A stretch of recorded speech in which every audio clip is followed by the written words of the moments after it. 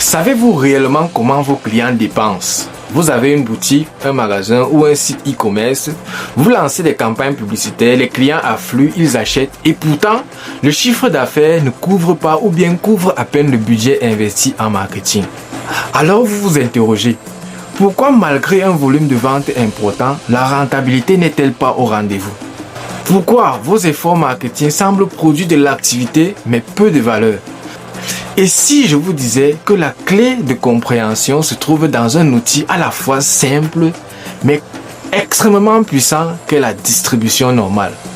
Alors, comment segmenter et comprendre vos clients? Quel type de clients génère l'essentiel de votre chiffre d'affaires, mais surtout, qui a du potentiel et qui vous coûte plus de ressources qu'il ne rapporte? Ce sont précisément les questions auxquelles nous allons répondre dans cet épisode numéro 003 de votre chronique du Data in Business. Je vous expliquerai comment, grâce à la compréhension de la distribution normale, vous pourriez améliorer vos campagnes marketing en sachant sur quel client maximiser vos investissements.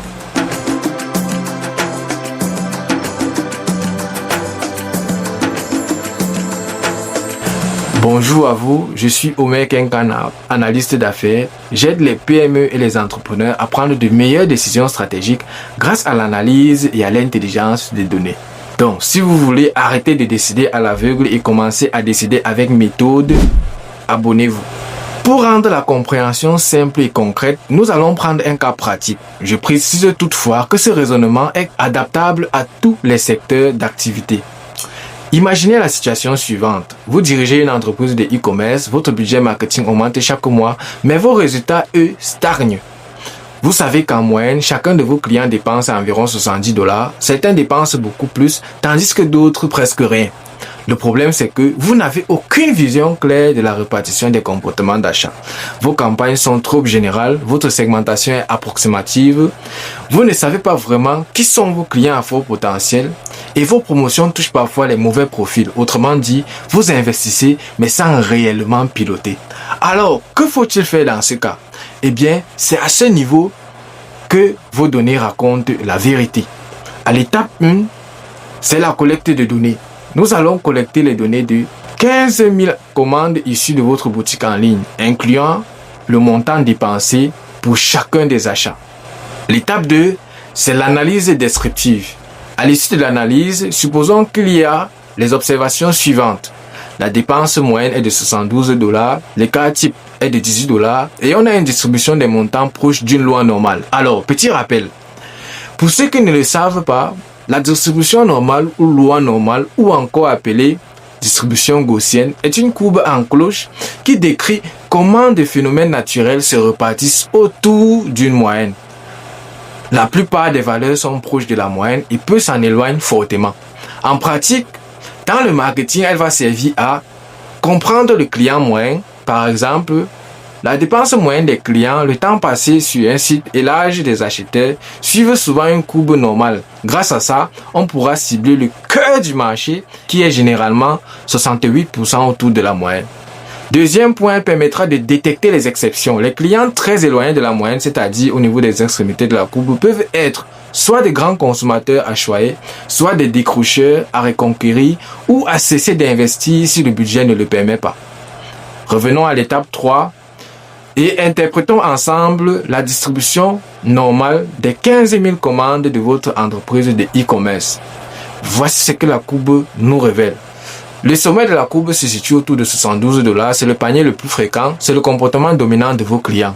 Comme interprétation, sachez que c'est là que se trouve la stabilité de votre chiffre d'affaires. C'est aussi votre référence pour juger si une action marketing fonctionne ou pas. Deuxième point, vos clients standards. On observe qu'environ 68% des ventes se situent entre $54 et $90. Il s'agit là des clients les plus nombreux, ils achètent régulièrement. Ce sont ceux qui font littéralement tourner votre business. Autrement dit, vos campagnes marketing généralistes doivent d'abord être pensées pour ce type de clients. Maintenant, examinons les extrémités de la courbe. À gauche de la courbe, on a les clients à faible valeur. Ils sont environ 2,5% qui dépensent moins de $36. Ce sont des achats occasionnels, des testeurs, voire des clients peu engagés. Ils consomment des ressources marketing mais rapportent très peu d'argent. Là, vous avez deux options stratégiques. Soit vous les faites monter en gamme avec des leviers ciblés comme des paquets, des livraisons gratuites ou des offres ponctuelles, soit vous réduisez volontairement l'investissement sur ce segment. Mais vous devez choisir, car ne pas décider ici, c'est perdre de l'argent. À droite de la courbe, il y a les clients premium.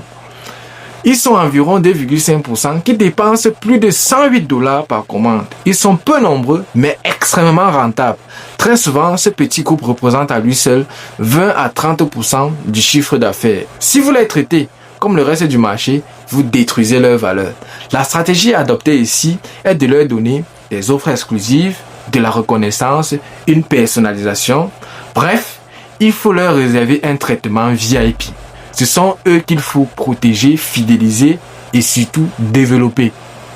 Pour conclure, maintenant que vous connaissez comment utiliser la distribution normale pour améliorer votre marketing, je vous invite à l'appliquer dès maintenant dans votre entreprise ou dans votre business. Et si vous rencontrez des difficultés, n'hésitez pas à me contacter, c'est avec plaisir que je vous accompagnerai.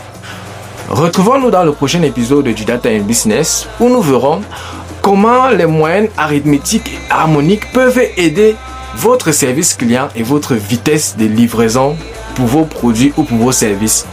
En attendant, n'oubliez pas de vous abonner. Bonsoir.